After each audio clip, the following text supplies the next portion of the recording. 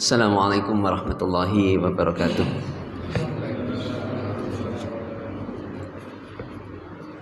Alhamdulillah alladzi khalaqal mauta wal hayata liyabluwakum ayyukum ahsanu amala. Alhamdulillahilladzi anzala as-sakinata fi qulubil mu'minin liyazdadu imanan ma'a imanihim. أشهد أن لا إله إلا الله وحده لا شريك له وأشهد أن محمدا عبده ورسوله لا نبي ورسول بعده اللهم صل وسلم وبارك على نبينا محمد وعلى آله وأصحابه أجمعين أما بعد فيا عباد الله أوصيكم وإياي بتقوى الله فقد فاز المتقون. قال الله تعالى في كتابه الكريم أعوذ بالله من الشيطان الرجيم بسم الله الرحمن الرحيم يا أيها الذين آمنوا اتقوا الله حق تقاته ولا تموتن إلا وأنتم مسلمون. وقال يا أيها الذين آمنوا اتقوا الله وابتغوا إليه الوسيلة وتجاهدوا في سبيله لعلكم تفلحون. Hadirin jamaah yang dirahmati Allah, marilah kita senantiasa bersyukur kepada Allah Subhanahu wa taala yang masih memelihara kita, merahmati kita sehingga kita bisa salat subuh secara berjamaah. Itu merupakan sebuah rahmat. Kalau sekarang tidak terasa, tapi nanti di akhirat akan terasa betapa kita tidak ingin nanti terlewatkan sholat subuh berjamaah. Kalau tahu pahalanya sholat subuh, maka kita bisa sholat subuh berjamaah. Itu merupakan sebuah rahmat yang sangat besar daripada Allah Subhanahu wa ta'ala. Maka mari kita senantiasa bersyukur atas itu semua. Salawat dan salam mari kita sama-sama haturkan kepada Rasul kita Muhammad sallallahu alaihi wasallam.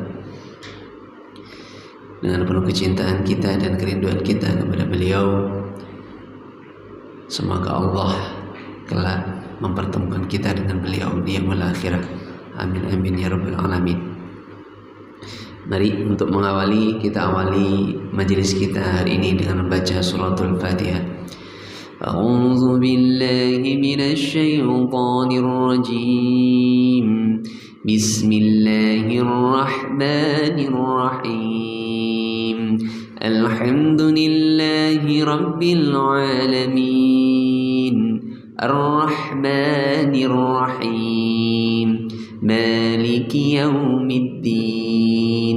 Iyyaka na'budu wa iyyaka nasta'in. Ihdinas siratal mustaqim. Siratal ladzina an'amta 'alaihim ghairil maghdubi 'alaihim waladdallin. Amin.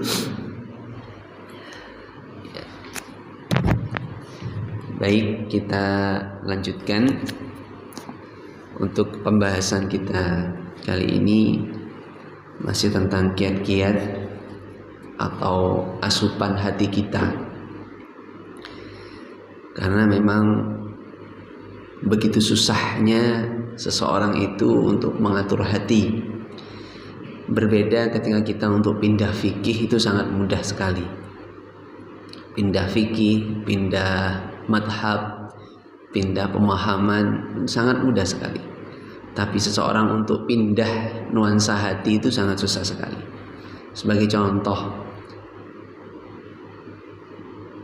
kita sudah terkadung terbiasa kalau tidak menggibah atau ngerasani saudara kita, maka akan susah sekali untuk keluar daripada tidak menggibah saudara kita. Itu paling sepele, dimanapun itu terjadi, di kantor, di rumah, di tetangga, maka susah sekali memang. Itu yang pertama alasannya. Kemudian tapi fikih penting ya, fikih penting. Tapi karena memang sudah ada yang membahas fikih di hari-hari sebelumnya, di antara selain hari Sabtu, maka saya memang sengaja memilih yang berbeda. Memilih untuk pelengkap saja, untuk pelengkap atau untuk menyempurnakan fikihnya, biar nanti yang ustaz-ustaz sebelumnya yang menjelaskan perbedaan-perbedaan atau mungkin ada persamaan atau pilihan-pilihan yang lain. Di dalam diri kita ini, dalam penciptaan kita sebagai makhluk Allah Subhanahu wa Ta'ala, yang sebagai konsekuensi logis daripada sifat Allah Al-Khaliq, maka kita wajib hukumnya tercipta, karena Allah memiliki sifat Al-Khaliq, mencipta. Nah, jasad kita ini yang sekarang ini, kalau secara teori runtutannya itu jauh dari campur tangan Allah Subhanahu wa Ta'ala.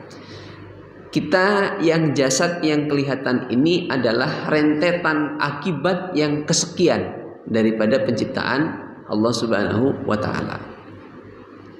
Coba misalkan saya kan akibat dari adanya ayah dan ibu saya.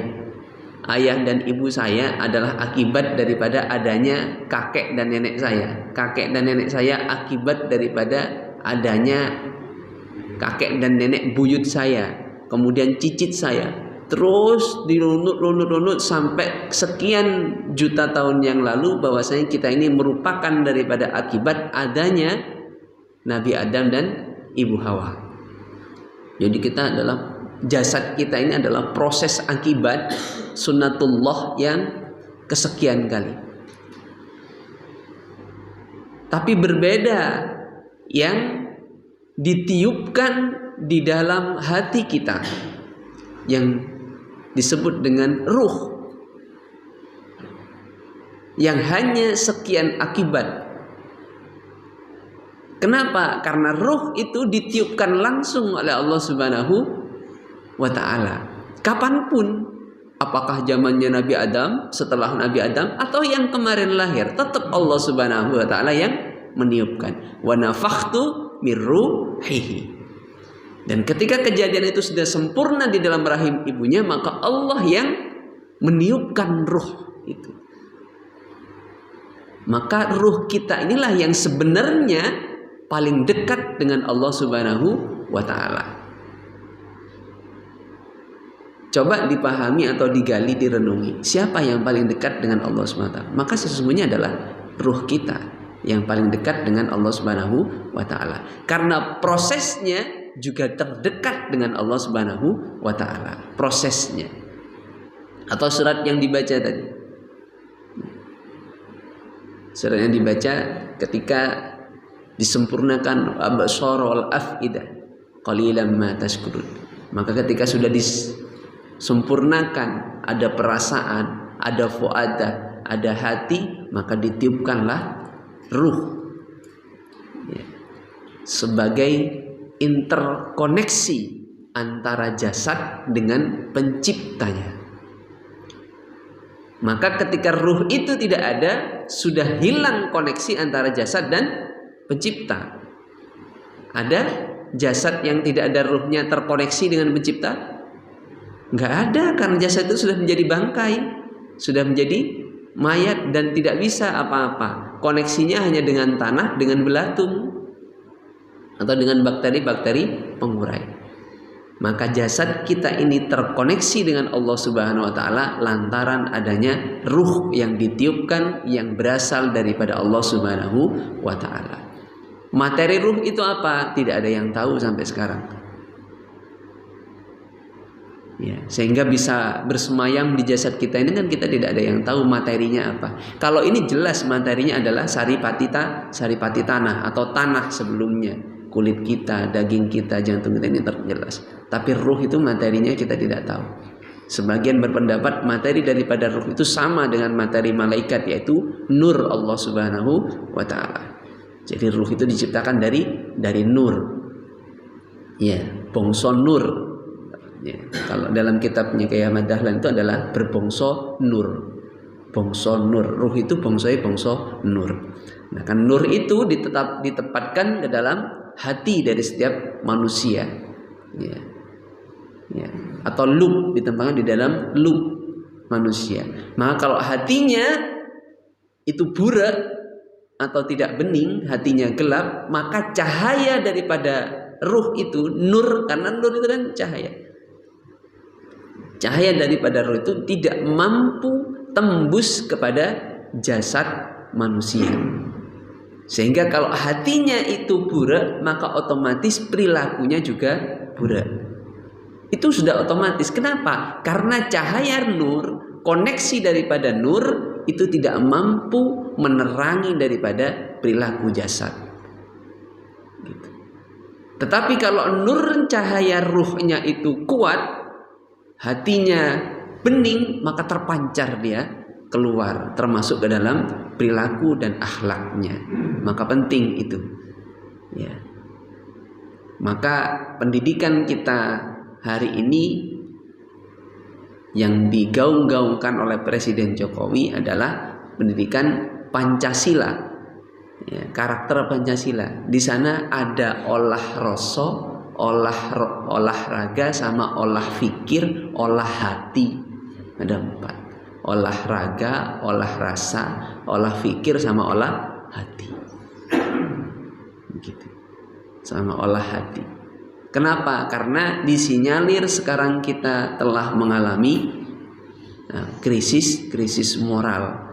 Siapa yang bisa membenahi krisis moral? Tidak ada selain akhlak dan hatinya masing-masing yang diperbaiki. Kalau pinternya jangan tanya, ya, jangan tanya. Kalau olah fikir sama olahraga jangan tanya. Kalau masyarakat sekarang atau anak zaman sekarang semuanya pada pinter, hebat. Tapi kita krisis di dalam olah hati kita. Maka itu perlu kita upayakan untuk perbaiki. Kita upayakan untuk diperbaiki. Mudah-mudahan ikhtiar ini diridai Allah Subhanahu wa taala. Amin ya rabbal alamin. Ya tentu yang memperbaiki Allah Subhanahu wa taala. Kita semua hanya berikhtiar. Ketika kemarin di SD Kreatif itu Jumat yang lalu itu anak-anak itu ramai sekali. Namanya anak SD, terutama anak kelas 1. Ya, terutama anak kelas 1 itu ramai sekali. Termasuk yang anak khusus, berkebutuhan khusus, itu juga susah sekali dikendalikan. Nah, karena memang kita ingin ke masjid semuanya, ya ke masjid semuanya ramai. Setelah ramai diprotes sama jamaah. Karena rame. Akhirnya kita evaluasi. Sempat ada usulan yang kelas 1, 2, 3 tidak usah ke masjid, yang 4, 5, 6 saja ke masjid. Kenapa? Malu kita diprotesi sama jamaah. Ada usulan yang seperti itu. Ya wajar-wajar saja usulan seperti itu. Tapi akhirnya alhamdulillah gitu ya, saya sebagai penjamin mutu tidak kelas 1 sampai kelas 6 wajib ke masjid. Karena itu pembelajaran. Tidak adanya suara anak di masjid, walaupun itu anak yang ramai, maka sepi masjid itu. Mending dia ramai di masjid daripada ramai di tempat yang lain gitu. Saya seperti itu. Jadi mending dia ramai di masjid. Berarti dia sih gelem dolan nang masjid. Timbang dolan di terminal atau ke pasar atau ke tempat yang lainnya, lah mending di masjid walaupun ramai. Cuman kita evaluasi bagaimana anak-anak biar tidak ramai. Nah, saya hanya bisa berikhtiar, yang menentukan Allah. Sampai yakin tidak ramai? Loh, kita kan ikhtiar, yang menentukan ramai atau tidak itu tergantung Allah Subhanahu wa taala. Oh iya benar. Alhamdulillah didesain sedemikian rupa, termasuk yang berkebutuhan khusus juga diajak, yang biasa teriak-teriak dan seterusnya itu diajak. Alhamdulillah bisa kondusif dengan izin Allah Subhanahu wa taala. Diatur. Ya mudah-mudahan terus seperti itu sehingga kelas 1 sampai kelas 6 bisa kondusif. Kalau kelas 3, 4, 5, 6 atau 4, 5, 6 bisa dikondusifkan. Nah, yang kelas 1 itu yang memang agak susah, apalagi yang berkebutuhan khusus. Maka semuanya memang tergantung daripada izin Allah Subhanahu wa taala. Maka setiap kita ikhtiar perlu kita gantungkan kepada Allah Subhanahu wa taala. Baik, di makalah yang ke-9.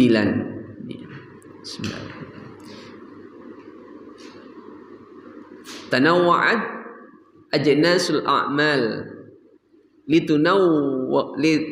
litanawwu'i waridatil ahwal. Tanawwa'at artinya bermacam-macam. Tanawwa'at bermacam-macam, ajnasu jenis, a'malu amal. Maka jenis amal itu bermacam-macam jumlahnya atau jenisnya. Termasuk orang yang masuk surga karena amal itu sehingga mendatangkan rahmat Allah sebab dia beramal tadi juga bermacam-macam. Oleh sebab itulah hadis-hadis yang mutawatir pintu surga juga bermacam-macam. Tidak hanya satu jenis pintu surga. Dalam surat Al-Ahzab disebutkan banyak macamnya.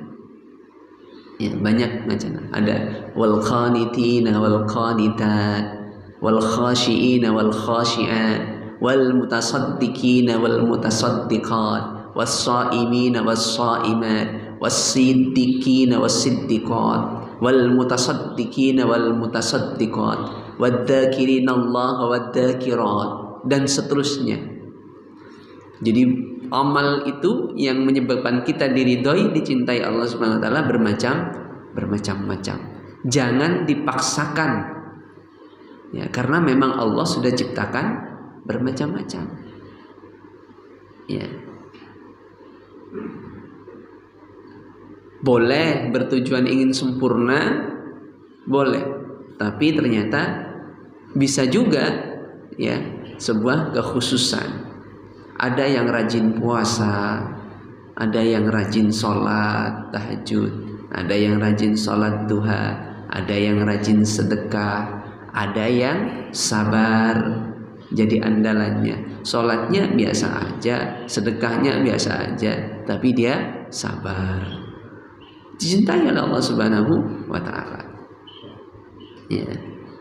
Sholatnya biasa aja, sedekahnya biasa aja, akhlaknya baik kepada sesama, dicintai Allah Subhanahu wa taala.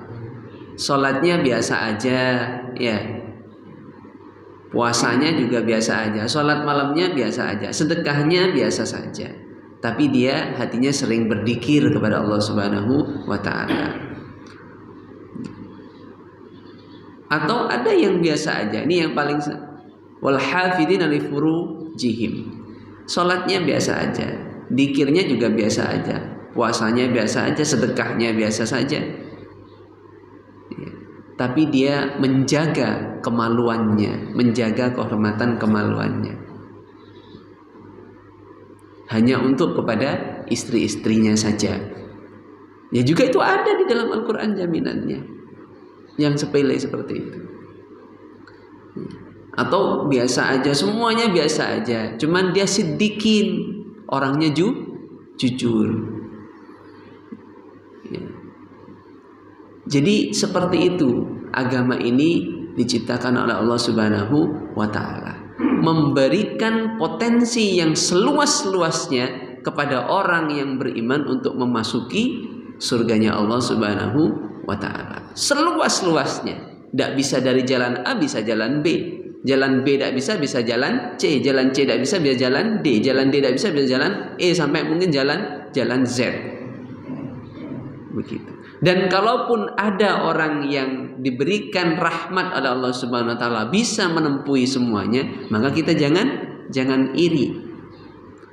Ada orang kaya, rajin sedekah, rajin puasa, sabar pula orangnya, ulama pula. Ya. Sholat malamnya oke pula, semuanya oke, ya itu rahmat daripada Allah Subhanahu wa taala. Nah, kalau kita tidak bisa seperti itu, cari satu jalan. Wabtaghu ilaihil wasilah wa tujahidu fi sabili. Cari satu jalan, cari satu wasilah yang bisa menyampaikan dirimu kepada Allah Subhanahu wa taala. Apakah dari puasa, apakah dari sabar, apakah dari abidin, rajin beribadah, apakah dari jalan-jalan yang lainnya. Semuanya tidak bisa. Saya orang miskin, wis gampang, dadi wong jujur. Wong jujur masuk ke iso kan tidak butuh bondo, nggak butuh biaya. Nah, begitulah ajaran Islam ini sebagai rahmatal lil alamin. Litanawu'i waridatil ahwal, dan juga bermacam-macam ya, waridatil ahwal, asupan ahwal, yang ada ihwal di dalam hati. Maka asupan hati juga bermacam-macam, sebagaimana bermacam-macamnya amal. Artinya kalau kita berbicara teori manajemen, ada di situ ada teori motivasi. Motivasi di dalam hati kita itu juga bermacam-macam. Ada yang beribadah karena takut neraka. Boleh nggak masuk surga? Boleh kan di dalam Al-Quran? Boleh. Ada yang beribadah karena dia ingin pahala daripada Allah SWT. Boleh enggak? Boleh. Iya, itu juga diizinkan oleh Allah SWT. Ada yang beribadah karena ingin surga. Boleh enggak? Boleh, diizinkan oleh Allah SWT dalam Al-Quran. Ada yang beribadah tidak takut neraka dan juga tidak ingin masuk surga. Dia beribadah hanya ingin cintanya Allah SWT. Boleh enggak? Boleh. Ada yang beribadah hanya ingin ridhonya Allah Subhanahu wa taala. Boleh enggak? Boleh. Maka yang seperti itu motivasinya juga bermacam-macam. Ya. Misalkan yang terkenal itu adalah Rabi'ah Al-Adawiyah. Yang terkenal, ya Allah, aku beribadah kepada Engkau bukan karena aku takut neraka atau karena aku menginginkan surga. Itu hidup satu zaman dengan ulama Al-Hasan Al-Basri yang terkenal, ulama fikih. Sama-sama tidak punya pasangan, itu diceritanya itu. Sampai ingin, saking terpesonanya dengan Rabi'atul Adawiyah, maka Hasan Al-Basri sempat melamar tapi ditolak. Karena saking dekatnya, sama-sama dekat dengan Allah Subhanahu wa taala. Maka begitulah motivasi atau asupan hati daripada sama kita. Kita sudah sampai mana? Apa akhirnya beribadah? Atau ada yang beribadah karena memang merasa hormat kepada Allah Subhanahu wa taala. Allah layak diibadahi. Dia nggak ingin surga, nggak ingin neraka, tapi dia merasa ingin bersyukur kepada Allah Subhanahu wa taala. Contoh Rasul Muhammad Sallallahu Alaihi Wasallam, ketika ditanya oleh Ibunda Aisyah, karena dia sholat Rasul Muhammad Sallallahu Alaihi Wasallam sholat malamnya itu sangat baik sekali, gitu, sampai kaki-kaki telah yang di belakang tumitnya itu kelihatan merekah, gitu, saking lamanya berdiri. Ditanya, ya Rasul, engkau sudah maksum? Ya. Dosa-dosamu yang terdahulu juga sudah diampuni oleh Allah Subhanahu wa taala. Iya. Dosa-dosamu yang akan datang juga sudah diampuni oleh Allah Subhanahu wa taala. Iya. Bahkan engkau jaminan surganya Allah Subhanahu wa taala. Iya. Kenapa engkau masih sholat? Sampai seperti itu sholatnya maksudnya. Kok sampai ngoyo-ngoyo sholatnya seperti itu? Kata Rasul, tidak bolehkah aku menjadi hamba Allah yang bersyukur? Nah, itu juga asupan hati. Ya, itu juga asupan hati. Jadi memotivasi hati kita, ya, setiap amal yang kita timbulkan didasari dengan rasa syukur kepada Allah Subhanahu wa taala. Salat karena pengen syukur pada Allah Subhanahu wa taala. Sedekah karena pengen syukur pada Allah Subhanahu wa taala. Puasa karena pengen syukur, semuanya dimotivasi karena syukur kepada Allah Subhanahu wa taala atas rahmat yang sudah kadung terlimpah banyak. Yaitu juga boleh. Atau sholat karena cinta pada Allah Subhanahu wa taala. Sedekah karena cinta pada Allah. Ya boleh. Semuanya dimotivasi karena cinta. Sedekah karena takut neraka. Sholat karena takut neraka, ya juga boleh. Boleh, semuanya boleh, begitu. Maka yang bermasalah ketika asupan hati untuk amal itu disandarkan kepada selain daripada Allah Subhanahu wa taala dan disandarkan kepada selain akhirat. Maka itu yang berbahaya.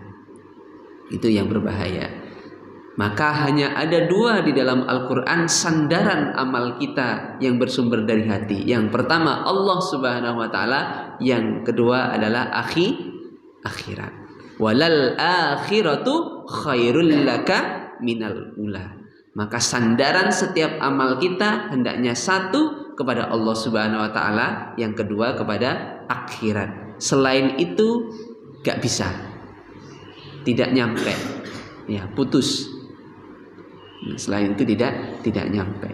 Maka sandaran amal kita setiap perbuatannya hanya dua itu saja, Allah atau akhirat di dalam Al-Quran. Kalau tidak percaya silakan dikoreksi Al-Qurannya. Insya Allah hanya dua itu. Kalaupun ada berarti saya ketelisut, ya, saya yang salah. Ada yang lain berarti saya salah ketika mengkoreksi. Ya maklum manusia, manusiawi salah. Tapi insya Allah yang saya baca dari Al-Fatihah sampai An-Nas hanya ada dua. Ya, yang informasi yang bisa didapatkan dalam sandaran amal kita, yaitu satu kepada Allah Subhanahu wa taala, yang kedua kepada akhirat sebagai motivasi. Begitu. Kemudian makalah yang ke-10, ya, sampai 10 ya. Al-a'malu suwarun qa'imatun wa arwahuha wujudu sirran ikhlasi fiha. Ya. Al-a'malu, setiap amal perbuatan, ya. Suwarun itu asal surun, gambar atau lukisan.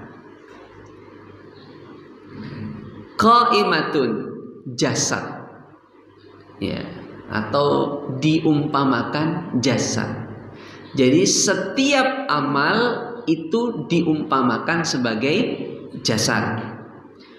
Wa arwahuha wujudu sirrun, dan ruh wujudu sirrun ikhlasi fiha, dan ruhnya daripada jasad. Kalau amalnya itu jasad, ya, maka wa arwahuha, maka ruh daripada amal itu wujudu, diwujudkan, sirron ikhlasi fiha, dari keikhlasannya. Maka kalau jasad itu adalah amal, maka ruhnya adalah ikhlas lillahi ta'ala. Ada jasadnya saja tanpa ada ikhlasnya, maka mati, bangkai, tidak berguna. Jadi kubur, dimakan belatung. Maka agar amal itu berguna, maka dia atau hidup harus ada ruhnya. Apa ruhnya? Ikhlas lillahi ta'ala. Faham maksudnya? Maka setiap beramal mesti dan wajib harus ikhlas lillahi ta'ala. Ketika tidak ikhlas, maka pasti jasad itu akan tanpa ruh atau mati. Maka amal itu juga mati, tidak bisa hidup, tidak bisa sampai kepada Allah Subhanahu wa ta'ala. Ya, saya kira demikian, sudah jam 5.15 gitu ya. Kita lanjutkan di pertemuan selanjutnya. Setidaknya kita ada dua pemahaman. Ya, yang pertama adalah setiap amal itu bermacam-macam yang bisa menyampaikan kita kepada Allah Subhanahu wa ta'ala. Maka motivasinya harus Allah Subhanahu wa ta'ala, kalau tidak akhirat kepada Allah Subhanahu wa ta'ala. Dan setiap amal yang kita lakukan itu ibaratkan jasad, sedangkan jasad butuh ruh, dan ruhnya itu adalah keikhlasan kepada Allah Subhanahu wa ta'ala. Maka setiap amal yang tanpa didasari keikhlasan, maka dia seperti jasad yang tanpa ruh atau bangkai, mati. Tidak akan ada yang menoleh, ya, tidak akan ada yang menoleh. Gede sekalipun sapi, berangus atau simental sekalipun, ya, ketika waktunya kurban tapi mati sebelum disembelih, kira-kira ada yang noleh? Tidak ada, semuanya jijik. Maka amal juga seperti itu. Sebesar apapun amalnya, tapi tanpa didasari dengan keikhlasan, amalan itu menjadi hampa, tidak ada yang menoleh, ya, tidak ditoleh oleh Allah Subhanahu wa taala. Demikian, mudah-mudahan bermanfaat. Kita tutup dengan doa kafaratul majlis. Subhanakallahumma rabbana wa bihamdika asyhadu an la ilaha illa anta astaghfiruka wa atubu ilaik. Assalamualaikum warahmatullahi wabarakatuh.